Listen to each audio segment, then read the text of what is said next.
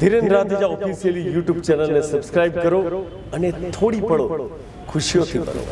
ટીડિંગ. હા બાપુજી. કેવો રહ્યો આજનો દિવસ? બસ રોજ જાય છે એવો ને એવો બાપુજી. નહીં, તો પણ ધંધા પાણી કેવા રહ્યા? બાપુજી હવે પહેલા જેવી ધંધામાં મજા જ નથી રહી. તો પણ વકરો કેટલો થયો એ તો કે બેટા? બાપુજી 300-400 રૂપિયા જેટલો વકરો થઈ ગયો છે. બસ 300-400 રૂપિયા? પહેલા તો 3-4 હજાર રૂપિયા આરામથી આવી જતા હતા. બાપુજી એ પહેલા થતો હતો, અત્યારે સમય બદલાઈ ચૂક્યો છે. ધંધામાં એટલી બધી કોમ્પિટિશન આવી ગઈ છે કે વાત ન પૂછો. અને પહેલા સાયકલમાં ફેરી મારવા વાળો માત્ર ને માત્ર હું એકલો હતો. હવે અત્યારે તો લોકો ગાડીઓ અને સ્કૂટર ઉપર ફેરીઓ મારતા થઈ ગયા છે. હવે હું એક સાયકલ લઈને કેટલા ગામડા ફરી શકું? સાયકલના ઢસરડા કરીને માત્ર 2 ગામ ફરી શકું છું. એટલે જે ધંધો થાય છે એ પ્રમાણે ધંધો કરી લઉં છું બાપુજી. તું એક કામ કર,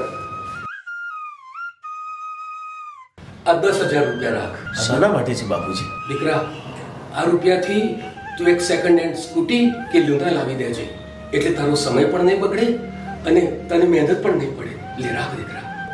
બાપુજી તમે રવા દો, હું સાયકલ ઉપર ઠીક છું બાપુજી. રાખ દીકરા, તને મારી સોગંદ છે.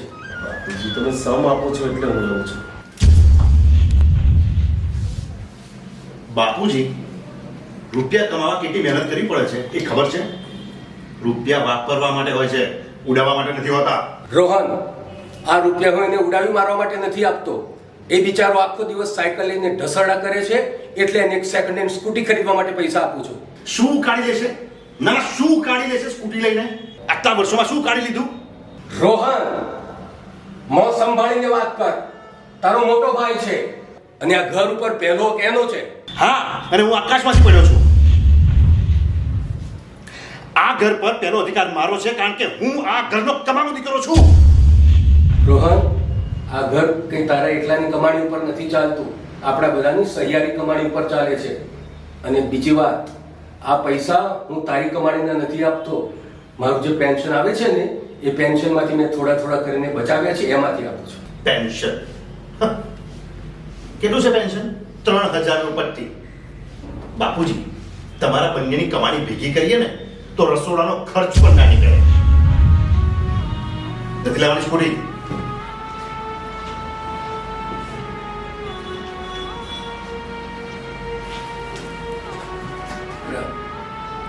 તું એની વાત મોઢું ઉપર નહીં. હું એને સમજાવું છું.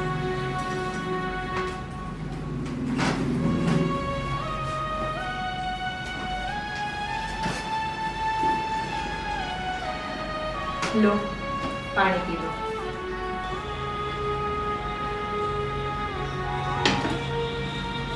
સાંભળો, આ રોહનભાઈ જ્યારે ને ત્યારે તમારું અપમાન કર્યા કરે છે. ક્યાર સુધી તમે આ બધું સહન કરશો? તો શું કરું? બોલ સરિતા, એની સાથે હું ઝઘડો કરું, એને મારામારી કરું? અરે હું ક્યાં મારામારી કરવાની વાત કરું છું. હું એટલું જ કહું છું કે આપણે એટલીસ્ટ અલગ તો થઈ શકીએ. જો સરિતા, આવી નાની સરખી બાબતમાં અલગ થવાની વાત ન કરાય. અરે ઘર છે, ઘરમાં વાસણ ખખડ્યા કરે, આવું તો બધું ચાલ્યા કરે, એની માટે અલગ થઈ જવાનું? પ્લીઝ આજ પછી તું અલગ થવાની વાત મારી સામે ન કરતી, તો પ્લીઝ. શું આપણે આખી જિંદગી એમની મરજી પ્રમાણે ચાલવાનું? આપણી કોઈ મરજી જ નહીં. તમે જીવી શકો છો આ રીતના, હું નહીં જીવી શકું. મારું આ ઘરનો દમ ઘૂંટાવા લાગ્યો છે. જો સરિતા, તું મારી વાત સમજ. એ અણસમજ છે, એની અણસમજમાં ગમે તે બકી જાય છે. તું એની ચિંતા ના કર, હું એને સમજાવી દઈશ. અરે ગમે તે મારો ભાઈ છે નહીં, હે, હું એને સમજાવી દઈશ, પ્લીઝ.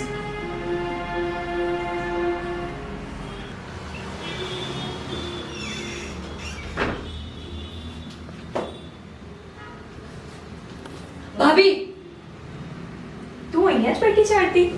મેં તમને કેટલી વાર કીધું છે કે મારી સાડી નહીં પહેરવાની? અરે શું તારું મારું? ક્યારેક તું મારી સાડી પહેરી લેજે. આજે મેં તારી સાડી પહેરી લીધી. હું અને તમારી સાડી? નો વે. તમારી સાડીમાં છે શું પહેરવા જેવું? આરતી, જરાક મોઢું સંભાળીને વાત કરજે. જેઠાણી છું તારી. આ સાડીઓ એમને નથી આવતી. મારો ઘરવાળો આટલી મહેનત કરે છે, એ પરસેવો પાડે છે, ત્યારે આટલી મોંઘી મોંઘી સાડીઓ આવે છે. જો તારો ઘરવાળો વધારે કમાતો હોય એનો તને પાવર હોય ને તો એક વાત સાંભળી લેજે. મારા ઘરવાળા પણ બહુ જ મહેનત કરે છે, મજૂરી કરે છે અને કમાય છે. મફતના રોટલા નથી તોડતા. અને બીજી એક વાત કે આ ઘર હજુ સહિયારું છે, એટલે તારું મારું કરવાનું છે ને તું બંધ કરી દે છે. હું કઈ તમારી શિખામણ સાંભળવા નથી બેઠી. એકવાર કીધું ને કે સાડી નહીં પહેરવાની તો નહીં પહેરવાની. વાંધો નહીં, તો તારી સાડી હમણાં જ કાઢીને હું બાજુ પર મૂકી દઉં છું. અને આ સીન પછી તારી કોઈ એક પણ વસ્તુને ઓળખું ને તો ફટ કહેજે મને.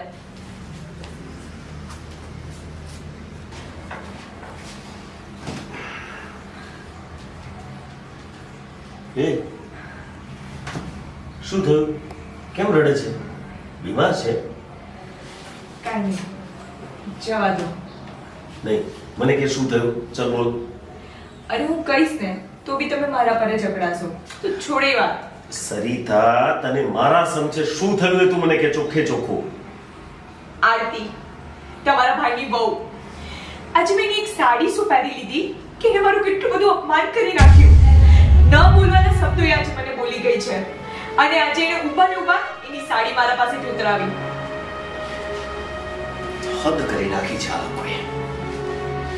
હવે હું નહીં સહી લઉં. પાણી માથાની પાર નીકળી ગયું છે. આ ઘર મારું છે સરિતા. મારા ઘરના લોકો મારું અપમાન કરશે ને તો હું સહન કરી લઈશ, પણ તારું કોઈ પણ અપમાન કરશે ને તો હું સહન નહીં કરી દઉં. આજે હું એ લોકોને બતાડી દઈશ. કાં તો એ લોકો આ ઘરમાં, કાં તો હું આ ઘરમાં. ના, આપણે કોઈ ઝઘડો નથી કરવો. છોડો આ બધું. સરિતા, તું ચૂપ રહેજે, કારણ કે આજે મારે એ લોકોને બતાવવું જ પડશે કે હું શું છું. અરે ઉભા રહો, વાત તો સાંભળો. આરતી, તે તારી ભાભીનું અપમાન કર્યું, એને પહેરેલી સાડી તે એને ઉતરાવડાવી, આટલી તારી હિંમત? અરે આ સાડીઓ છે ને તું તારા બાપાના ઘરેથી નથી આવી. મોટા ભાઈ, તમે આરતી સાથે આવી રીતે વાત ના કરી શકો. અરે એની સાથે તો જેટલું અપમાન કરીને વાત કરું ને એ પણ ઓછું પડે. અરે રબાલા, તે જ એને બગાડી છે. મોટા ભાઈ, હવે એક શબ્દ જો આગળ બોલ્યા છો તો મારો હાથ ઉપડી જશે. હાથ ઉપડી જશે? તું મને મારીશ? મારીને બતાવ, માર, બતાવ. મોટા ભાઈ, આટલા વર્ષોથી હું આ ઘરમાં રહું છું. તમારી પર હાથ ઉપાડીને મારે મારા હાથ ગંદા નથી કરવા. અબ ઘડી આ રૂમ છોડીને ચલે જાઓ. રૂમ છોડીને? અરે રૂમ છોડીને નહીં, અબ ઘડી, હમણાં ને હમણાં હું આ ઘર છોડીને જઉં છું. તને એમ છે ને કે આ ઘર તારી કમાણીથી ચાલે છે, આ ઘર તારું છે, હે? તો હું પણ મારી કમાણીથી મારું ઘર ચલાવી લઈશ. તું તારી રીતે જીવી લેજે, હું મારી રીતે જીવી લઈશ. હા, તે જતા રહો. આ રૂમ નહીં, આ ઘર છોડીને જતા રહો. નથી કામ કોઈનું.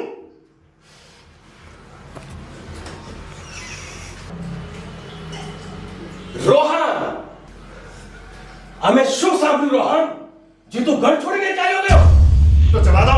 ઠોકરો ખાશે ને એટલે એમને એમની હસ્તીનો બાદ થઈ જશે. હેસિયત! તું તારા મોટા ભાઈને એની હેસિયત બતાવવા નીકળ્યો છે. બતાવી પડે. સમય આવે ને હેસિયત બતાવી પડે. હેસિયત? અરે એ તો મારા દીકરા જીતુએ મને સોગંદ આપ્યા હતા એટલે આજ સુધી હું ચૂપ હતો. પણ આજે મારે તને કહેવું પડશે કે તારી હેસિયત શું છે. અરે મારી હેસિયત તો હતી છે અને રહેવાની. હેસિયત? રોહન, તારે જાણવું છે કે તારી હેસિયત શું છે? અરે તું તો એક ગટરનો ગંદો કીડો હતો, કીડો. ફૂટપાથ ઉપર પડ્યો હતો. પણ મારો દીકરો જીતુ એને તારી દયા આવી અને તને ફૂટપાથ ઉપરથી ઉપાડીને આ ઘરમાં લાવ્યો.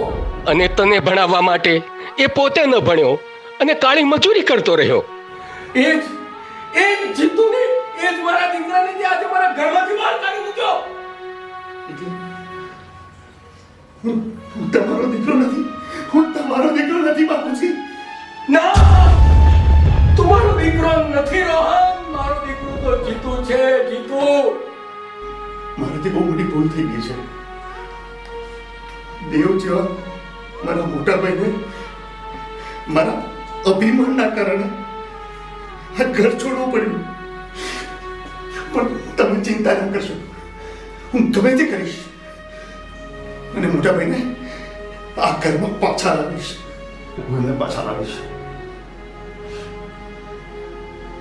દીકરા, મન મોતી અને કાચ એક વખત તૂટ્યા પછી ક્યારેય સંધાતા નથી. ના બાપુજી,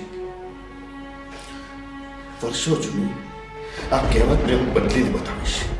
પછી ભલે ને એ મન હોય, મોતી હોય કે પછી કાચ હોય, હું એને શાંતિને બતાવીશ. ભલે દીકરા, જા. મારા આશીર્વાદ તારી સાથે છે દીકરા.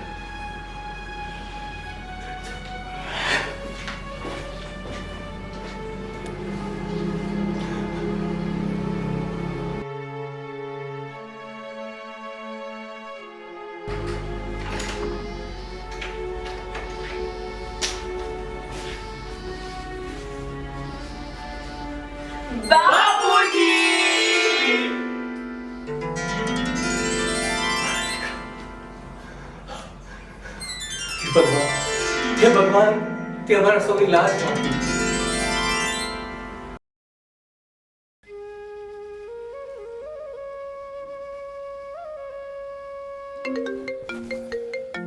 કોણ છે?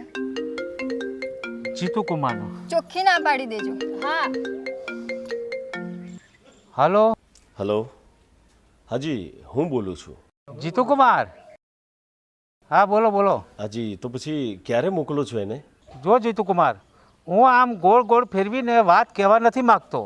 જ્યાં સુધી તમે તમારા મમ્મી પપ્પાથી અલગ રહેવા નહીં જાઓ ત્યાં સુધી હું મારી દીકરી સેજલને તમારે ત્યાં રહેવા નહીં મોકલું. શું આને હું ધમકી સમજું? સમજી શકો છો? ઠીક છે, તો તમે પણ મારી એક કાન ખોલીને વાત સાંભળી લો કે મારા મા બાપ છે. મારા મા બાપ સાથે મારે રહેવું કે એમનાથી અલગ રહેવું એ નિર્ણય મારો હશે.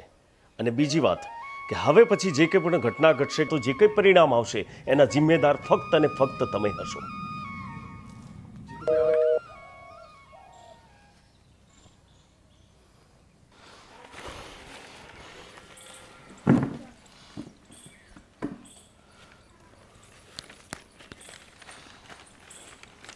શું થયું બેટા? કઈ તકલીફમાં છો? ના પપ્પા, બસ સેજલના પપ્પાનો ફોન હતો અને કહેતા હતા કે તમે તમારા મા બાપથી અલગ રહો તો સેજલને મોકલીશ. મા બાપથી અલગ? અરે બેટા, આટલી જ નાની અમથી વાત છે. અરે બેટા, આવી બાબતમાં આટલી બધી માથાકૂટ થોડી હોય. તમ તારે તું અને વહુ ખુશીથી અલગ રહો. અમે તો ખરતું પાન છીએ. આટલી નાની નાની બાબતમાં તારો સુખી સંસાર શા માટે બગાડે છે? બેટા, તમ તારે તું અને વહુ સુખેથી અલગ રહી શકો છો. પણ બેટા, દર અઠવાડિયે પાછા મમ્મી પપ્પાને મળવા આવતા રહેજો.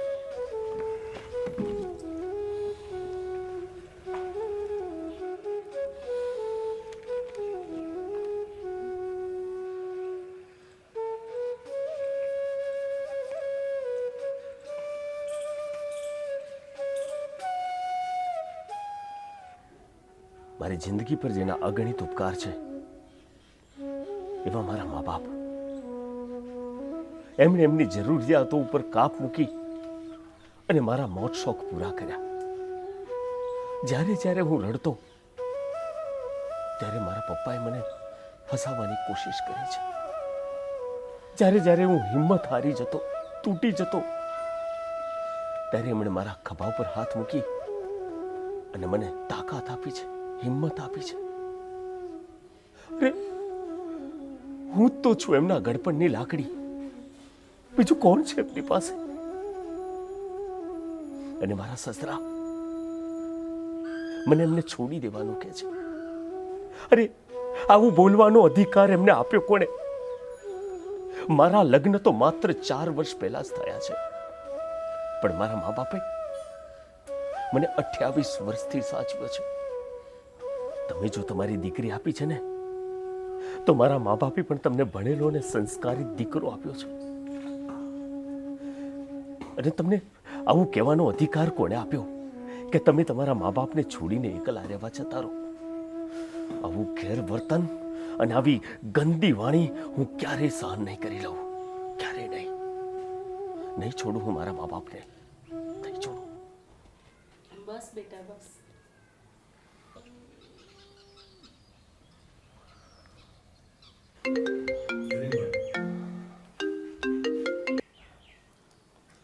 બોલો. હા તો જીતુકુમાર પછી તમે શું વિચાર્યું પેલું? એમાં શું વિચારવાનું હોય? એટલે એમ કે હું હવે મારા મા બાપને છોડી અને તમારા ગામની અંદર હું મારી ટ્રાન્સફર કરાવી દઉં છું, બરાબર? એટલે પછી હંમેશ માટે હું તમારી સાથે અને તમારી દીકરી સાથે તમારી જોડે રહીશ. અરે વાહ, બહુ સરસ. જ્યાં સુધી તમને ઘર ના મળે ત્યાં સુધી તમે મારે ત્યાં રહી શકો છો. અરે ઘર શોધવાની વાત જ ક્યાંથી આવી? તમારી દીકરીના કહેવાના કારણે હું તમને પપ્પા કહું છું કે નથી કહેતો? કહું છું ને? યસ. તો જેમ મારા પપ્પાનું ઘર મારું અને સેજલનું સહિયારું ઘર છે કે નહીં? છે કે નહીં? હા. તો તમારું ઘર એ મારું અને સેજલનું સહિયારું ઘર થયું કે ન થયું? હા, તો એટલે જ હું અને સેજલ તમારી સાથે જ પરમેનન્ટ કાયમ માટે ત્યાં રહેવાના છીએ. મજા આવશે ને પછી તો? જો જીતુકુમાર, દીકરી અને જમાઈ પિયરમાં સારા ના લાગે, એ તો સાસરીમાં જ શોભે. એક્ઝેક્ટલી. હું તમને આ જ સમજાવવા માંગતો હતો કેટલા દિવસથી કે દીકરી હંમેશા સાસરિયામાં જ શોભે. અને જુઓ વડીલ, તમારી દીકરી છે, હું માનું છું, અને એક બાપ તરીકે તમે એની કાળજી રાખો 100%. તો તમારી દીકરી છે ને, તો એ મારી પત્ની પણ છે. તો એને સુખી રાખવા માટે હું તમારા કરતાં 100 ગણો પ્રયત્ન કરતો હોઈશ. પણ તમારી દીકરીએ સુખી રહેવું કે ન રહેવું એ એના સ્વભાવ ઉપર નિર્ભર કરે છે. અને બીજી એક વાત વડીલ, તમે તમારી દીકરીના ઘરમાં માથું ન મારો ને, એમાં જ આપણા બંનેનું હિત સમાયેલું છે. આજકાલના મા બાપ પોતાની દીકરીને સારી રીતે ઘડતર પણ નથી આપતા અને મોકલી દે છે બીજાના ઘરે. અને ત્યાં જઈ પતિના, સાસુ સસરાના વાંક ગુના કાઢીને ઝઘડા કરવા એ એમની આદત બની ગઈ છે. આદત. ખોટું લાગ્યું ને વડીલ? માફ કરજો, પણ સત્ય હંમેશા કડવું હોય છે. સેજલને જો અહીંયા આવવું હોય ને તો તમારે જાતે મૂકવા આવવું પડશે. અને બીજી વાત કે સ્વીટીની સ્કૂલ સોમવારથી ચાલુ થાય છે. એને આવવું હોય તો આવી જાય, ને તો સ્વીટીનું એડમિશન ત્યાં જ કરાવી લેજો. જય શ્રી કૃષ્ણ. બાય.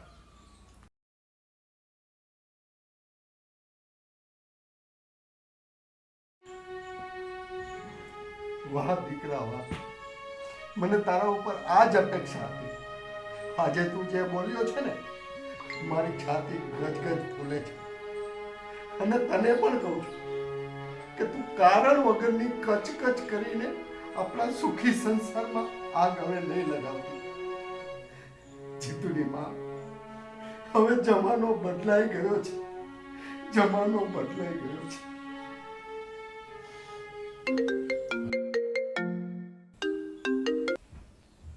હા તો જીતુકુમાર, હા બોલો. કાલે બપોરે 12 વાગ્યાની ટ્રેનમાં હું સેજલને લઈને તમારે ત્યાં આવી જઈશ. જી. ના. ચૂપ ચૂપ. 7 સુધીમાં પહોંચી જઈશ અને સાંજનું જમવાનું આપણે સાથે જમીશું. ચોક્કસ. અને બીજી એક વાત, તમે આટલા દૂરથી આવો છો તો એક કામ કરજો, 2-3 દિવસ રોકાવાય ને એમ જ આવજો, તો મને પણ ગમશે અને મારા મમ્મી પપ્પાને પણ ગમશે. જી આવો. જય શ્રી કૃષ્ણ. અમારો જ વાંક છે તને લાળ કોળમાં ઉછેરીને મોટી કરી અને તું બગડી ગઈ. પણ હવે તમારી કોઈ વાત સાંભળવામાં નહીં આવે. કાલ સવારે 12 વાગે તૈયાર થઈ જજે.